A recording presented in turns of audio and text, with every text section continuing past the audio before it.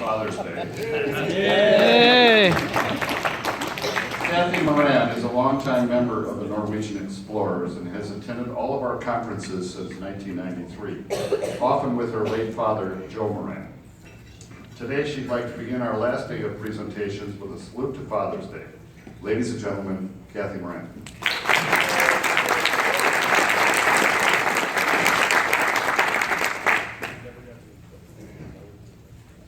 Push, go. All right. Good morning and a happy Father's Day to you all. In the spirit of full disclosure, I need to note that I am not a father and do not expect to be, nor have I taken on that job of motherhood. And to me, parenting is the hardest job out there, so I commend all of you who have embraced that. Yes, you can get my notes. So my father was Joseph William Moran, more familiarly known as Joe Moran. And he's certainly the reason I'm here in the biological sense, as well as here at this conference and in this circle of people. Many of you knew him. Others of you know of him. Whether you liked him or not personally, whether you agreed with him or not regarding his various theories, if you knew him, you know the joy with which he engaged in the game. In the spirit of his reputation for putting some killer quizzes out there, this came to me just yesterday. I'm curious if anybody in the crowd recognizes this phrase, if you will, Edwin Sherlock. Yes. Okay, hold that thought, we'll come back to it. Is that a new one for Bill? What's that? Is that a new name for Bill Mason? Yeah, we could go there. So there's that expression out there, the apple doesn't fall far from the tree.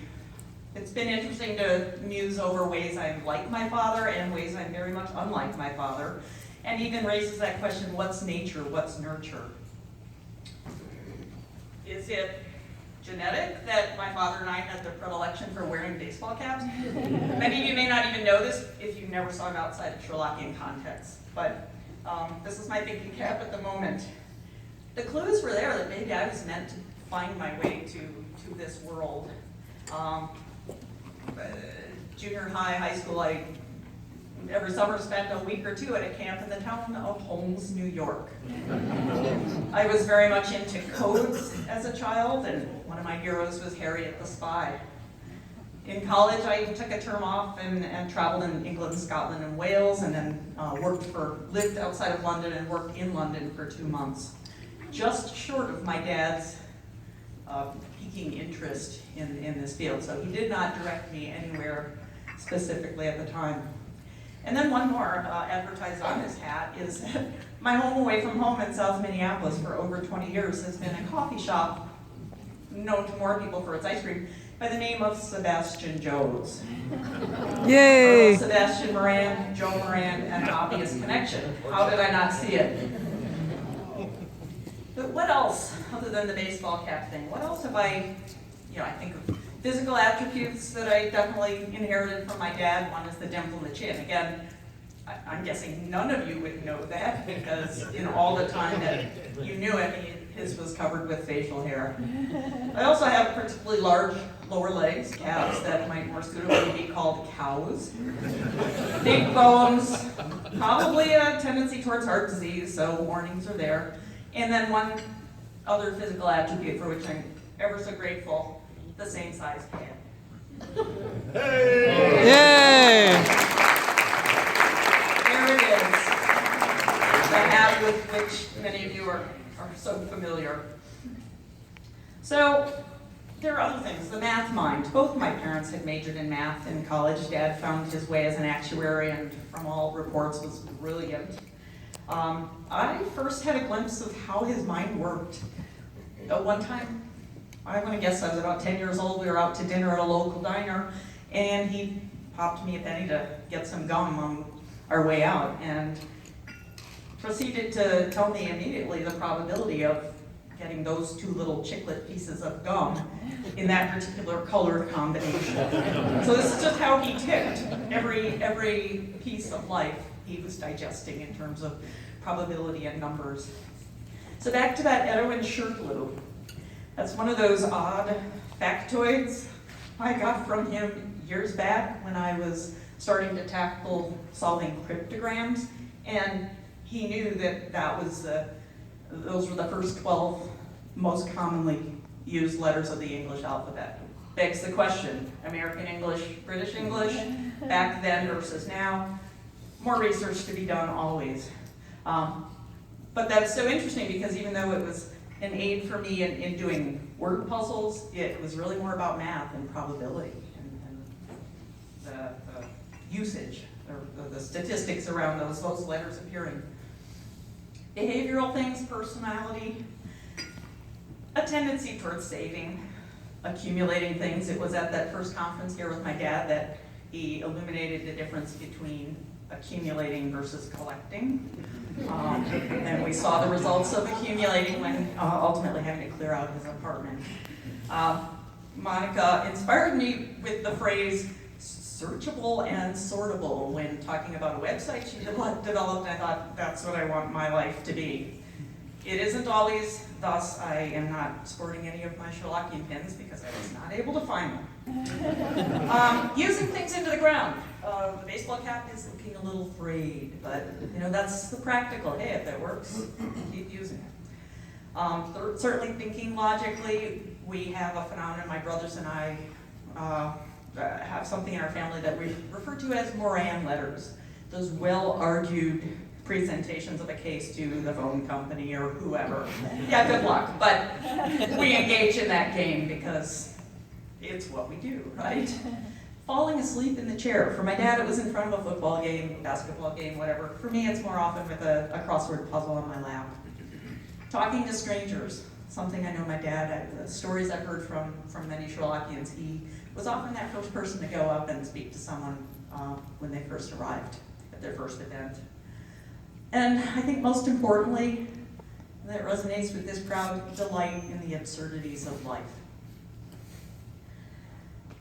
So that first conference for me was a little stressful. I thought I might have to cram for the test. I studied up a little, but what I found was an incredibly welcoming, accepting group, and I've seen that ever since. And so when I say that Sherlock, the world of Sherlock Holmes and the people, the enthusiasts, was my dad's other family in all the best ways. So loving, supportive, challenging at times, forgiving. Isn't that what we want our families to be? So when I was the one who received the call from the local police where my dad lived about finding him dead in his apartment and had to make the call to both my brothers,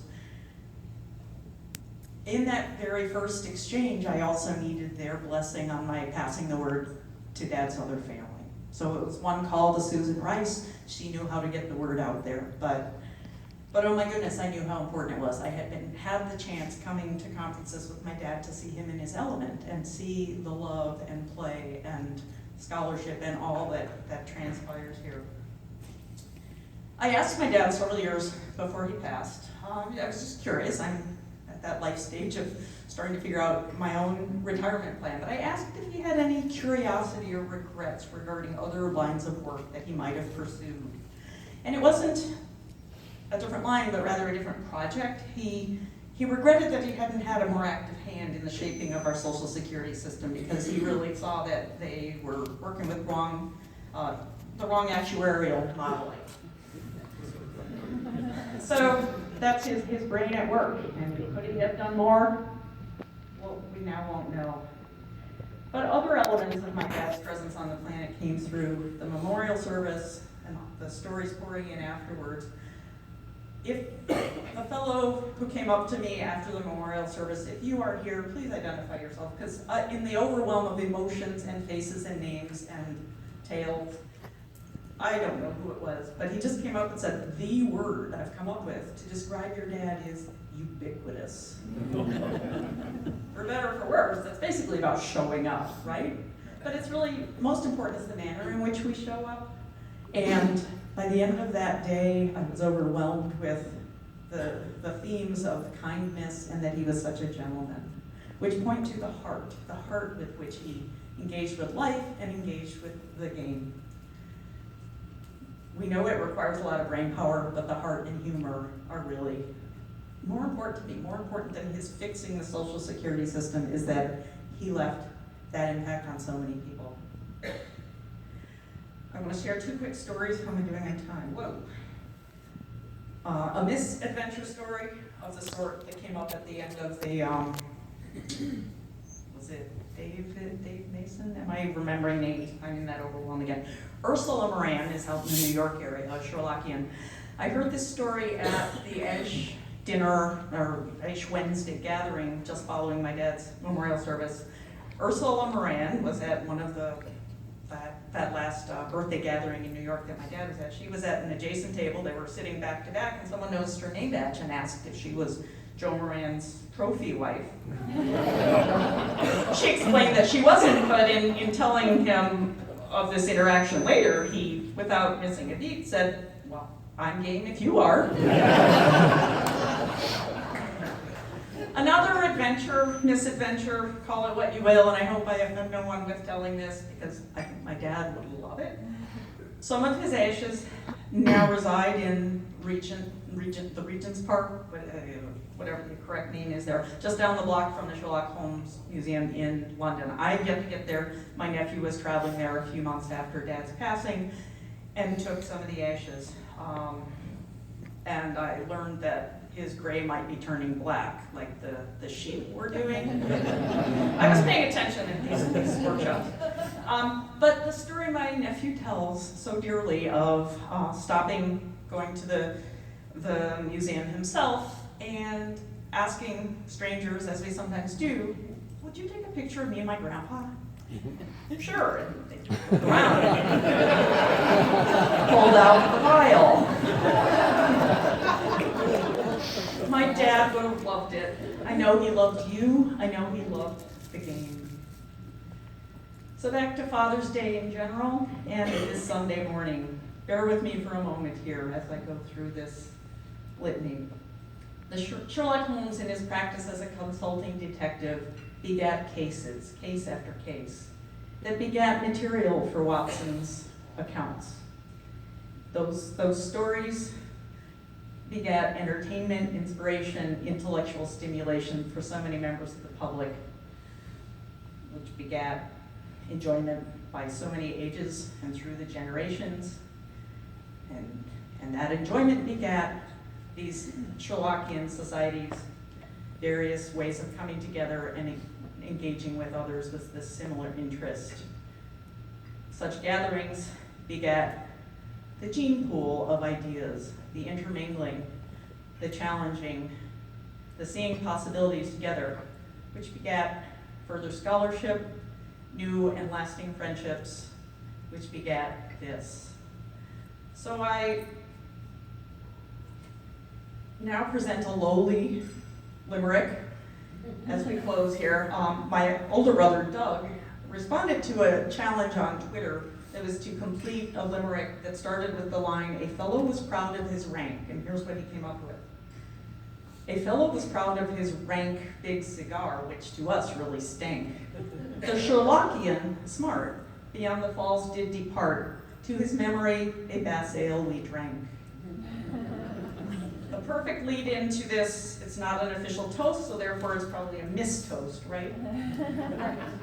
Or a missed toast, or for some of us, to our departed fathers and missing them dearly toast. Please join me, raise your glass of water, cup of tea, cup of joe, whatever you have, or merely an open heart. To fathers past, present, and future. Soren, I knew you'd be in the room. Don't rush into this. You've got plenty of time. Thank you. Continue to take good care of yourselves and one another. Hear, hear.